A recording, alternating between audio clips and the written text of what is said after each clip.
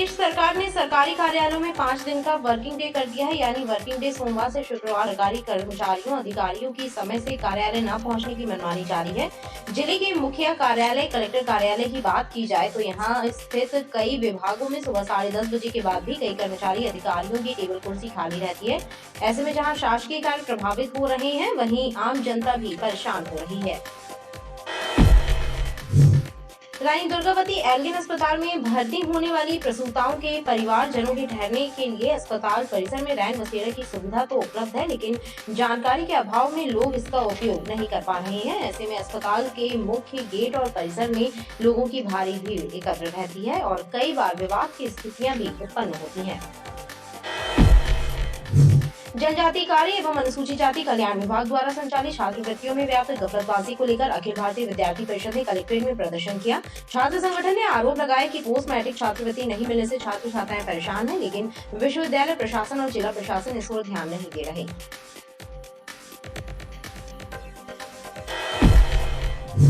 गोलबाजार क्षेत्र में चल रहा सड़क निर्माण कार्य बेहद धीमी गति का शिकार है, जिसके चलते क्षेत्रीय लोग परेशान हैं। पिछले 3 सालों से चल रहा सड़क निर्माण कार्य अब तक अधूरा है, यातायात भी बाधित हो रहा है।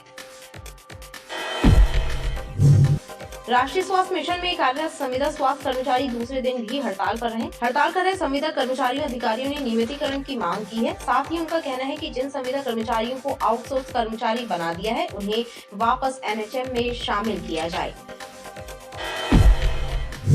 प्रतिवर्षानुसार इस वर्ष भी नगर निगम के फायर ब्रिगेड कार्यालय में अखंड रामायण का पाठ किया जा रहा है। कर्मचारियों का कहना है कि अग्नि हादसों में अग्निसैन्य दल के कर्मचारियों और शहरवासियों की हनुमान जी रक्षा करते हैं और आने वाले साल में उनकी कृपा बनी रहती है।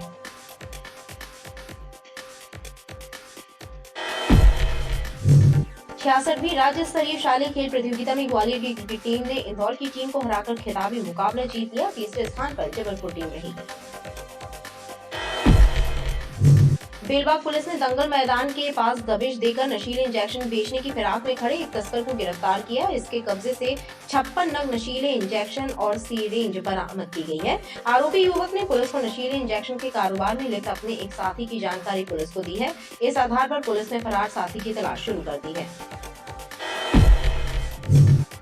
पनागर थाने के अंतर्गत आने वाले बिलगवा गांव के रहने वाले एक किसान परिवार के साथ सूदखोरी किए जाने का मामला सामने आया है। पीड़ित परिवार का कहना है कि सूदखोर ने उनके खेत पर भी कब्जा कर लिया है। पीड़ित परिवार ने मामले की शिकायत एसपी कार्यालय में एडिशनल एसपी सिटी से की, जिसे लेकर जांच के निर्देश दिए गए हैं। गोवालपुर थाना क्षेत्र के जागृति नगर में देर रात एक युवक को मौत के घाट उतार दिया गया। हमलावरों ने युवक पर घातक हथियारों से वार किए, जिससे उसकी मौत हो गई। घटना के बाद मौके पर पहुंची पुलिस ने मृतक के शव को पोस्टमार्टम के लिए भेजते हुए मामले में हत्या का प्रकरण दर्ज किया है। पुलिस के मुताबिक घटना को लेकर पुरानी रंजिश का मामला बताया जा रहा है। वहीं घटना में शामिल 2 हमलावरों के नाम भी पुलिस के सामने आए हैं। नमस्कार, पीडीवी न्यूज के इस बुलेटिन में आपके साथ मैं हूं स्वाति। शहर से जुड़ी खबरों को देखेंगे विस्तार से, लेकिन सबसे पहले एक नजर डालते हैं हेडलाइंस पर। छात्रवृत्ति न मिलने से परेशान एससी, एसटी और पिछड़ा वर्ग के छात्र छात्राओं ने किया कलेक्टर कार्यालय में विरोध प्रदर्शन। विभागीय अधिकारियों पर लगाए लापरवाही के आरोप। नशीले इंजेक्शनों के साथ दबोचा गया युवक, 56 नग प्रतिबंधित नशीले इंजेक्शन बरामद। बेलबाग थाना पुलिस ने दंगल मैदान के पास मुखबिर की सूचना पर की कार्यवाही।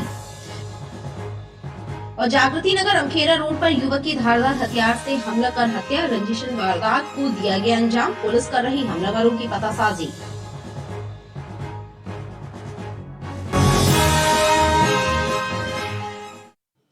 प्रदेश सरकार ने सरकारी कार्यालयों में 5 दिन का वर्किंग डे कर दिया है, यानी वर्किंग डे सोमवार से शुक्रवार तक ही है। बावजूद इसके सरकारी कर्मचारियों अधिकारियों की समय से कार्यालय न पहुंचने की मनमानी जारी है। जिले के सरकारी कार्यालयों में कर्मचारियों अधिकारियों का सुबह समय पर कार्यालय न आने का ढर्रा वर्षों पुराना है। 5 दिन वर्किंग डे होने के बाद भी सरकारी कर्मचारी अधिकारी अपने कार्यालयों और विभागों में सुबह के वक्त समय पर नहीं पहुंच रहे। जिला कलेक्टर कार्यालय के तमाम विभागों का भी कमोवेश यही हाल है। यहाँ कई विभागों में अधिकारियों कर्मचारियों की लेट लतीफी से शासकीय काम तो प्रभावित हो ही रहा है, साथ ही आम जनता का समय भी बर्बाद हो रहा है।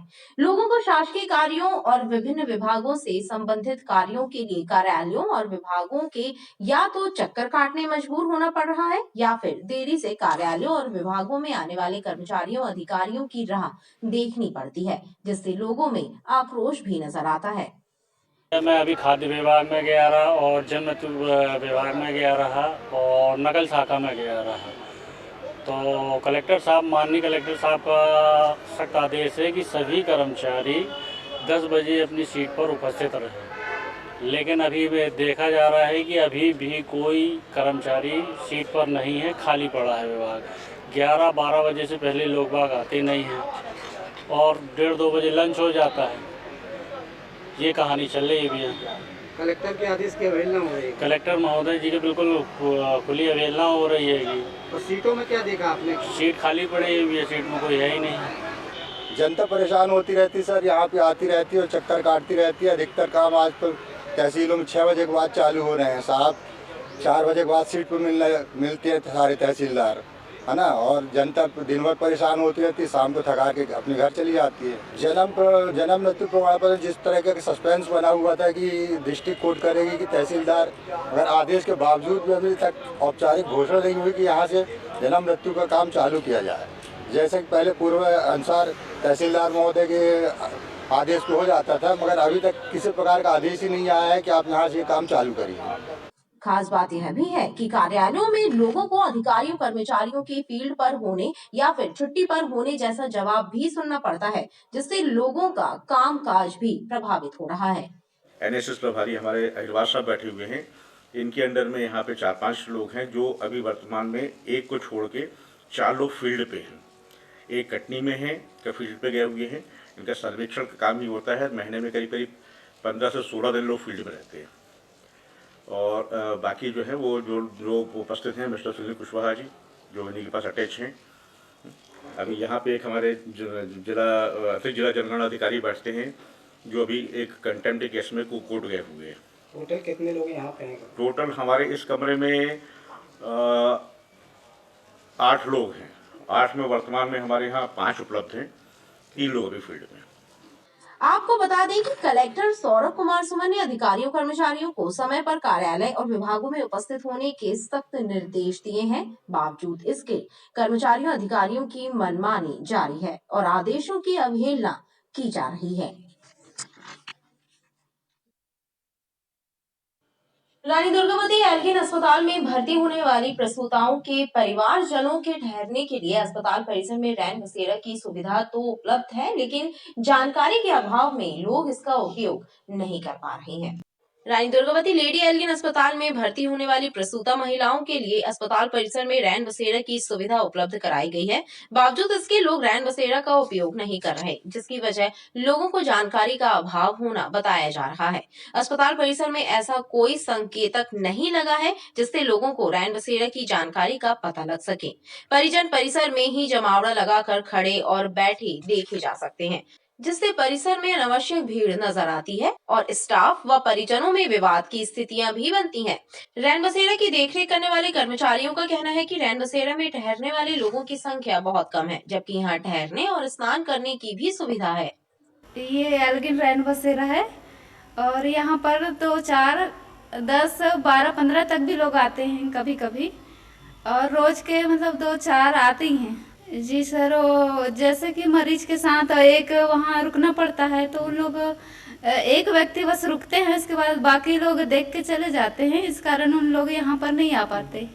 यहाँ पर नहाने धोने की सुविधा है, रुकने के लिए, आराम करने के लिए, दिन में रात में जितने समय भी एक बार हम लोग एंट्री करते हैं, इसके बाद उन लोग आ सकते हैं नहाने धोने के लिए, आराम करने के लिए। कुछ शुल्क नहीं है, बस आधार कार्ड आईडी प्रूफ लेते हैं बस।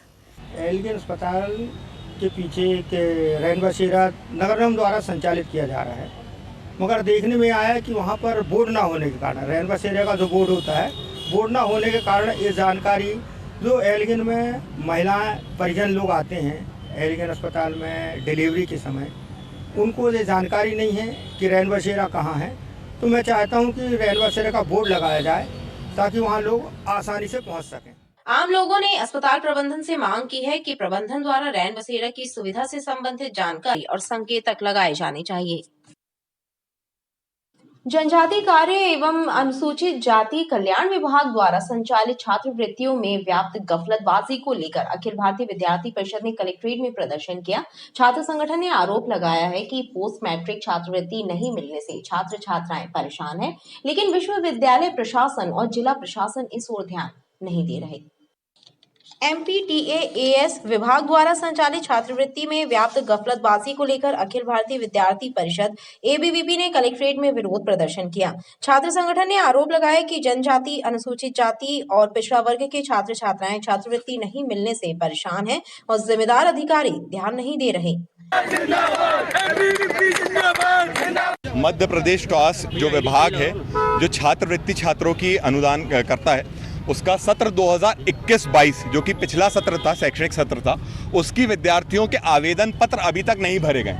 इसमें बार बार पेपर में निकला है कि आवेदन भरने की तारीख चालू हो चुकी है। जब छात्रों ने प्रयास किया तो उनका डाटा नॉट डिलीवर्ड दिखाता है, नोडल अधिकारी के विभाग द्वारा समस्याएं दिखाता है और इसको लेके छात्र पिछले 1.5 साल से परेशान है। अभी उनका पहला सत्र खत्म हो चुका है, पहला साल खत्म हो चुका है, उनने दूसरे साल में एडमिशन लेके उसका भी पहला सेमेस्टर खत्म हो चुका है, लेकिन उनकी स्कॉलरशिप के लिए कोई बात कहीं पे नहीं हो रही। ना विश्वविद्यालय प्रशासन में हो रही है, ना सरकार के द्वारा करी जा रही, ना कलेक्टर महोदय को इसकी जानकारी है कि ये समस्या किसकी तरफ से आ रही। इनका डाटा भेजा गया है कि नहीं, कि विभाग द्वारा जो MP टास्क का विभाग बनाया गया है उसके लिए ये चालू नहीं हुआ। इसमें अनुसूचित जाति, अनुसूचित जनजाति एवं OBC तीनों वर्ग की ये स्कॉलरशिप की छात्रवृत्ति की समस्या आ रही है। इसी को लेकर आज विद्यार्थी परिषद ने SDM महोदय, एडिशनल कलेक्टर महोदय को ये ज्ञापन दिया है।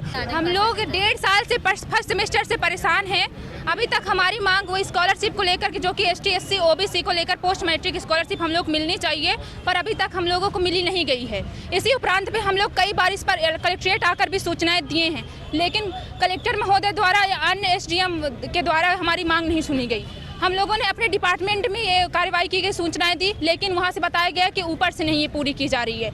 हम लोगों ने कई बार प्रयास किया किंतु नहीं जारी हो रही। छात्राएं इस पे 40-45 से ऊपर छात्राएं हैं जो कि ST SC OBC से बिलोंग करते हैं। विरोध प्रदर्शन के चलते कलेक्ट्रेट परिसर में देर तक हंगामा मचा रहा। वहीं ABVP कार्यकर्ताओं ने चेतावनी दी है कि यदि विद्यार्थियों को जल्द छात्रवृत्ति नहीं मिली तो तीव्र आंदोलन किया जाएगा।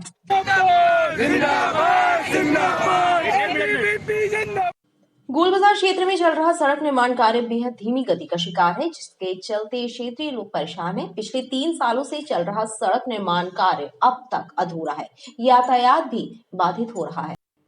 गोल बाजार क्षेत्र में स्मार्ट सिटी द्वारा कराया जा रहा सड़क निर्माण कार्य बेहद धीमी गति का शिकार है। पिछले 3 सालों से चल रहे सड़क निर्माण कार्य के चलते क्षेत्रीय लोग परेशान हैं। सड़क निर्माण कार्य की गुणवत्ता भी चर्चा का विषय बना हुआ है।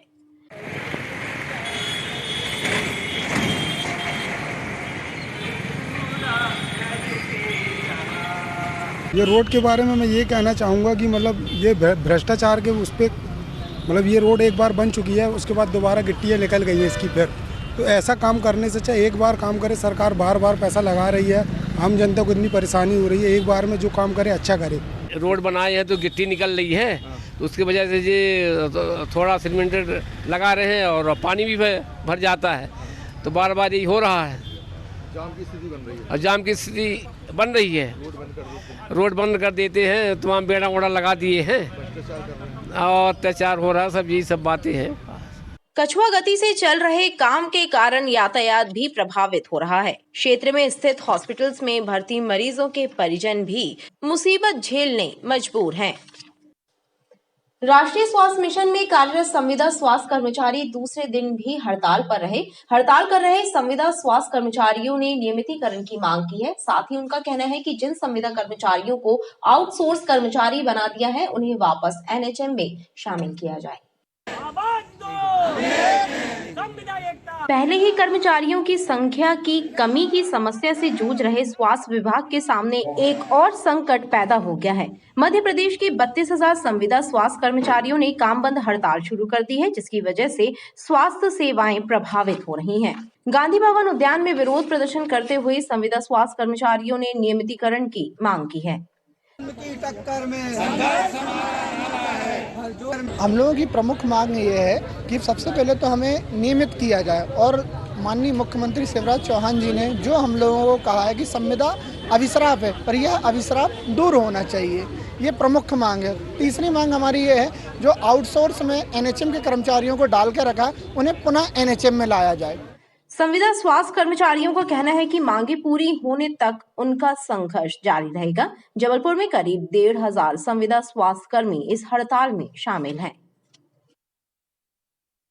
प्रतिवर्षानुसार इस वर्ष भी नगर निगम फायर ब्रिगेड कार्यालय में अखंड रामायण का पाठ किया जा रहा है। कर्मचारियों का कहना है कि अग्नि हादसों में अग्नि सैन्य दल के कर्मचारियों और शहरवासियों की हनुमान जी रक्षा करते हैं और आने वाले साल में उनकी कृपा बनी रहती है।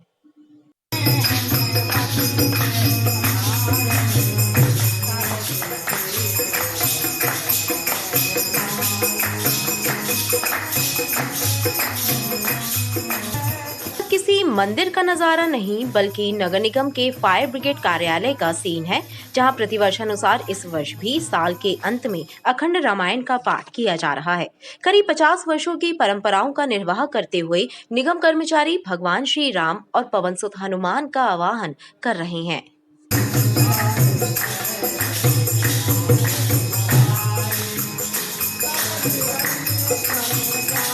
अग्निशमन दल विभाग में प्रतिवर्ष अनुसार इस वर्ष भी रामायण पूजन 24 घंटे का, इसके बाद समापन और संडे को भंडारा। ये प्रतिवर्ष इसलिए आयोजित किया जाता है कि हमारा अग्निशमन दल परिवार एवं शहर में सुख शांति समृद्धि रहे, कहीं कोई दुर्घटना ना हो, आपदा ना हो। हम भगवान हनुमान जी से यह विनती करते हैं तीनों दिन कि जबलपुर शहर सुरक्षित रहे। हमारी कामनाओं में यह भी होता है कि कहीं पर अगर कोई अग्नि हादसा होता है तो वो बड़ा ना होकर छोटे रूप में हो जाता है, ये ऐसी कृपा है इनकी। अग्नि सैन्य दल के कर्मचारियों का कहना है कि इस आयोजन का असर आने वाले नए साल में महसूस होता है। अग्नि हादसों में भगवान शहरवासियों और अग्नि सैन्य दल के कर्मचारियों की रक्षा करते हैं। 66वीं राज्य स्तरीय शालेय खेल प्रतियोगिता में ग्वालियर की क्रिकेट टीम ने इंदौर की टीम को हराकर खिताबी मुकाबला जीत लिया। तीसरे स्थान पर जबलपुर टीम रही। 66वीं राज्य स्तरीय शालेय खेल प्रतियोगिता में क्रिकेट का फाइनल मैच ग्वालियर और इंदौर की टीम के बीच खेला गया, जिसमें ग्वालियर की टीम विजेता रही, वहीं जबलपुर की टीम तीसरे नंबर पर रही। रानीताल स्टेडियम में खेला गया आखिरी मुकाबला आकर्षण का केंद्र रहा। राज्य स्तरीय खेलकूद प्रतियोगिता का आखिरी मैच अभी समाप्त हो गया है और पूरे खेल लगभग अच्छे तरीके से हो गए। आवास व्यवस्था, परिवहन व्यवस्था, खेल व्यवस्था, ग्राउंड की व्यवस्था सभी कुछ ठीक रही। किसी प्रकार का कोई व्यवधान नहीं आया और सभी खिलाड़ी प्रसन्नता से खेलते हुए आज खेल के समापन समारोह में हैं। इसी प्रकार मॉडर्न पेंटाथलॉन के विजयी खिलाड़ियों को महापौर जगत बहादुर सिंह अन्नू ने पुरस्कृत कर उत्साहवर्धन किया। हमें सम्मान करना चाहिए रेफरशिप का, उनका ही निर्णय घोषित करने के लिए सम्मत करें, प्रस्तुत करें। बेलबाग पुलिस ने दंगल मैदान के पास दबिश देकर नशीले इंजेक्शन बेचने की फिराक में खड़े एक तस्कर को गिरफ्तार किया है। इसके कब्जे से 56 नग नशीले इंजेक्शन और सिरिंज बरामद की गई है। आरोपी युवक ने पुलिस को नशीले इंजेक्शन के कारोबार में लिप्त अपने एक साथी की जानकारी भी दी है। बेलबाग पुलिस ने दंगल मैदान के पास नशीले इंजेक्शनों के साथ खटीक मोहल्ला निवासी बबलू उर्फ मुकेश सोनकर को नशीले इंजेक्शनों के साथ गिरफ्तार किया। तलाशी लेने पर मुकेश से अलग अलग कंपनियों के 56 नग प्रतिबंधित नशीले इंजेक्शन और सिरिंज जब्त की गई। आरोपियों से पूछताछ करने पर उसने पुलिस को बताया कि यह इंजेक्शन उसने अपने एक साथी सुमित सोनकर से 1000 रुपए में खरीदे थे। इस आधार पर पुलिस ने सुमित सोनकर की तलाश शुरू की है। कल मुखबिर सूचना प्राप्त हुई थी दंगल मैदान खटीक मोहल्ला तरफ कि नशीले पदार्थ बिक रहे हैं, तो बेलबाग स्टाफ द्वारा कार्रवाई की गई है। कुल 56 नग पकड़ी गई है और ये आरोपी बबलू उर्फ मुकेश सोनकर है, जिसने सुमित सोनकर से खरीदना बताया है। सुमित सोनकर अभी फरार में है। ये लगातार समाज में ऐसे नशीले पदार्थ बेच रहे हैं, जिससे छोटे बच्चे भी आदत में ला रहे हैं, इसका यूज कर रहे हैं, जिससे समाज में भी गलत असर प्रभाव पड़ रहा है इसका। इसलिए हमारे वरिष्ठ अधिकारियों के दिशा निर्देशन पर यह कार्रवाई लगातार की जा रही है, अभी भी लगातार जारी है। जैसे सूचना मिलती है। क्या कारण है, क्या ये सस्ता रहता है इसलिए? हाँ, सस्ता रहता है, सस्ता रहता होगा, खरीद लेते हैं। पुलिस ने मामले में विभिन्न धाराओं के तहत प्रकरण दर्ज कर आरोपी मुकेश से नशीले इंजेक्शनों के कारोबार से जुड़े और लोगों का पता लगाना शुरू कर दिया है। पनागर थाने के अंतर्गत आने वाले बिलगवा गांव के रहने वाले एक किसान परिवार के साथ सूदखोरी किए जाने का मामला सामने आया है। पीड़ित परिवार का कहना है कि सूदखोर ने उनके खेत पर भी कब्जा कर लिया है। पीड़ित परिवार ने मामले की शिकायत एसपी कार्यालय में एडिशनल एसपी सिटी से की, जिसे लेकर जांच के निर्देश दिए गए हैं। पनागर थाना क्षेत्र के अंतर्गत बिलगवा में रहने वाले किसान रमेश कोरी और उनकी पत्नी शकुन बाई ने सूदखोर द्वारा परेशान करने और उनके खेत पर कब्जा कर लेने की शिकायत पुलिस के वरिष्ठ अधिकारियों से की है। पीड़ित किसान परिवार ने बताया कि इलाज के लिए उन्होंने नेत्राम पटेल नामक व्यक्ति से 40,000 रुपए कर्जा लिया था, जिसके एवज में वह 1,20,000 रुपए चुकता कर चुके हैं, लेकिन नेत्राम उनसे 2.5 लाख रुपए की मांग कर रहा है और उसने उनके खेत पर कब्जा कर लिया। पीड़ितों ने एडिशनल एसपी सिटी गोपाल खांडिल को मामले की शिकायत कर कार्रवाई की मांग की। सर, वो नेत्राम पटेल है, हम उससे 40 लाए थे तो हम उसके 1,20,000 रुपया दे दिए और उसने बोलता है कि अभी मेरे को और 2.5 लाख रुपया चाहिए और उसी ने कहा था कि अब मेरे को 1,20,000 रुपया दे दो तब अपनी ज़मीन तुम बे लो। तो आपने कितने हजार रुपए लिए थे उससे? हमने 40,000 लिया था उससे। कितना दे चुकी हो? 1,20,000 रुपए हम उसके दे दिया। और अभी कितना मांग रहे हैं? अभी वो मांग रहा कि अभी हमको 2.5 लाख और चाहिए और नहीं तो हम तुम हमारी ज़मीन में आओगी तो हम तुमको मारेंगे, गाड़ी गलौज दुनिया भर की इंडिपेंडेंट बकत है। और कहता है हम इंसान से नहीं डराते, हम भगवान भर से डराते हैं। ग्राम बिलगवा थाना पनागर के निवासी हैं रमेश कोरी। इन्होंने अभी शिकायत की है कि उन्होंने नेत्राम पटेल से 30,000 रुपये उधार लिए थे और इसके बदले में उसने जब हिसाब बताया तो 1,30,000 रुपये का हिसाब बताया। तो इस तरह वो जितना उन्होंने उधार लिया था उससे कई गुना वो वसूल कर रहे हैं। ये इस बात की उन्होंने शिकायत की है। इसके साथ ही साथ उन्होंने उसके खेत पर कब्जा भी कर लिया है, ये भी शिकायत की है। इसकी जांच हम मौके पर थाना प्रभारी पनागर से करवा रहे हैं और जांच में जो स्थिति आएगी उसके आधार पर तत्काल वैधानिक कार्रवाई की जाएगी। एडिशनल एसपी ने पनागर थाने को मामले की जांच कर उचित कार्रवाई करने का जिम्मा सौंपा है।